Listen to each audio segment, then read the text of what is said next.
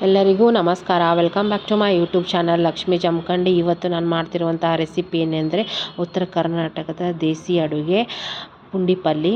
ಆ ಥರ ಪಲ್ಯನ ನೀಟಾಗಿ ಸೋಸ್ಕೊಂಡು ವಾಶ್ ಮಾಡಿಕೊಂಡು ಒಂದು ಬಾಣಲಿಗೆ ಹಾಕಿ ಸ್ವಲ್ಪ ನೀರು ಹಾಕಿ ಒಲೆ ಮೇಲೆ ಇಡಬೇಕು. ಈ ಥರ ಬಾಯ್ಲ್ ಆಗಬೇಕು. ಈ ಥರ ಬಾಯ್ಲ್ ಆಗೋವರೆಗೂ ತಣ್ಣಗಾಗೋವರೆಗೂ ವೆಯ್ಟ್ ಮಾಡಿ ಅದನ್ನು ನೀರನ್ನು ಹುಳಿಯನ್ನು ಸಪ್ರೇಟಾಗಿ ಸೋಸ್ಕೋಬೇಕು. ಅದಾದಮೇಲೆ ಈ ಥರ ಫಾರ್ಮಲ್ಲಿ ಬರುತ್ತೆ. ಏನಕ್ಕೆ ಸೋಸ್ಕೋಬೇಕು ಅಂದರೆ ಇದು ತುಂಬ ಪುಂಡಿ ಪಲ್ಯ ಅಂತಂದರೆ ತುಂಬ ಹುಳಿ ಇರುತ್ತೆ.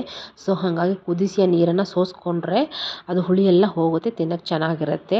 ಅದಾದಮೇಲೆ ಈ ಥರ ಅದಕ್ಕೆ ಹಸಿಮೆಣಸಿನ್ಕಾಯಿ, ಕಡಲೆ ಬೀಜ ಅಂದರೆ ಶೇಂಗಾ, ಆಮೇಲೆ ನಾನು ರವೆ ಹಾಕ್ತಾಯಿದ್ದೀನಿ. ಕೆಲವೊಬ್ಬರು ಅಕ್ಕಿ ಹಾಕಿದರೆ ಹಾಕ್ಕೋಬೋದು. ಆಮೇಲೆ ಅದಕ್ಕೆ ಸ್ವಲ್ಪ ನೀರು ಹಾಕಿ ಮತ್ತೆ ಚೆನ್ನಾಗಿ ಕುದಿಯೋಕ್ಕೆ ಒಲೆ ಮೇಲೆ ಇಡಬೇಕು.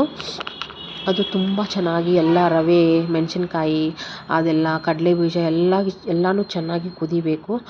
ನೋಡಿ ಕುದ್ಮೇಲೆ ಈ ಥರ ಆಗುತ್ತೆ.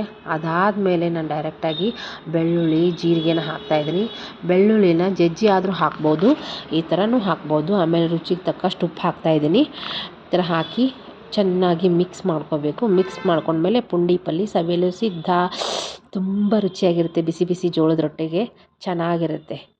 ನೀವು ಮಾಡ್ಕೊಳ್ಳಿ, ಟ್ರೈ ಮಾಡಿ.